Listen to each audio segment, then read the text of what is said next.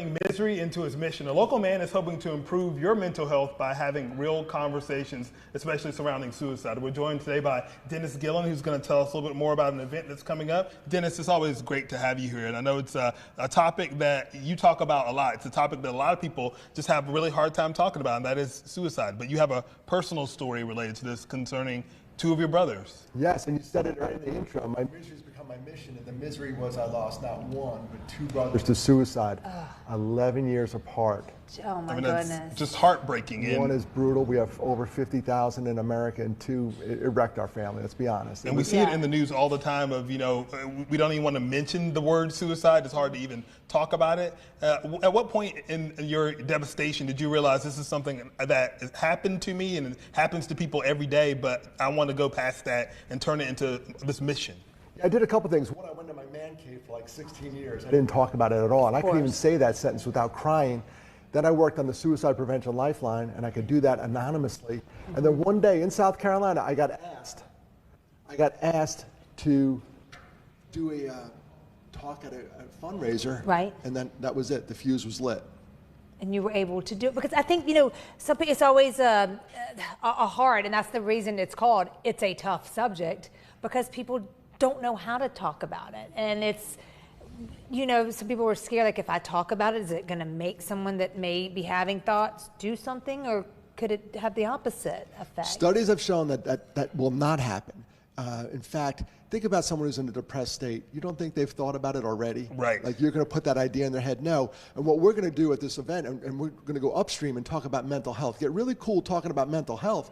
So when we come down to my end of the woods, suicide prevention, I'm not needed anymore. That would be like my dream, right? Put you out of business, right? It would be awesome. Right? And I think we see a lot of these stories too, and the thing that everybody says is, I had no idea that person was in that place. Yeah. And I think that's where the mental health conversation comes in, like being able for people to understand that it can happen to anyone, but we need to have that honest conversation about where people are concerning their mental health. And that's it. We'll go over risk factors, warning signs, but you're right, Marcus. Sometimes it's a blind side. It's just out of nowhere.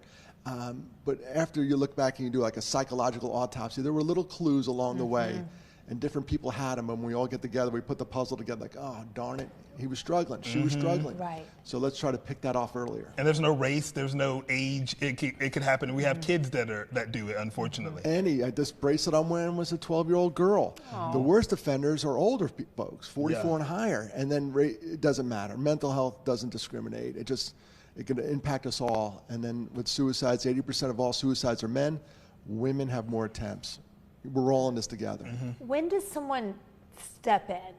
You know what I'm saying? Like if someone, you feel like, gosh, they're saying some weird stuff, because everybody always tries to be so nice and they don't want to step on toes and they don't want to, hurt someone's feelings. Especially in the South. Yes, but it's like at what point are you like, because I am worried about you. You've said some things that. How can I help? Great question. And from a guy who lost two brothers to suicide, you step in early and often.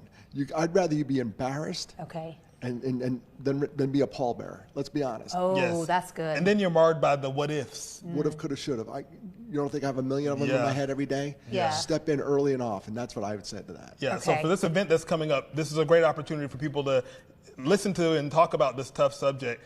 Tell us all the details of when it's happening. Is it a ticketed event, and how do we get those? Sure. March 18th, Center Stage Theater, 501 River Street, 7 o'clock. We'll wrap up around 8:15, 8:30. Then we're going to go next door to Limoncello because we have to debrief. Right. Yes. Get a cannoli out of the deal. Exactly. And then it's ticketed. It's on halfasorrow.org. You go halfway down my website. There's a spot to ticket. $15 suggested donation. If you just want to show up and come for free, we'll do it. It's just, we need to have this conversation. I'm glad you're not putting any barriers on the conversation. And there's a podcast that's associated with this too, so they can find a way to come, maybe have you be a speaker if they can't make it to this event, but definitely make it to that event on March 18th. halfasorrow.org is the website to go check out. Thank you for what you're doing. Yeah, we're going to put this on our website too, so if you miss any of that, and most importantly, listen, if you are sitting there at home right now, if someone maybe it's you, if you're ever contemplating suicide, please remember that there are so many people out there that want to help you and that can help you. The number right there on your screen, just call 988-988-lifeline.org. Let people in. Yeah, and of course, if it's a direct emergency, you can always go to 911. So, Dennis, thank you so much for what you do. We'll see you on the 18th. Thank you for having me. Thank you. Thank you, Dennis.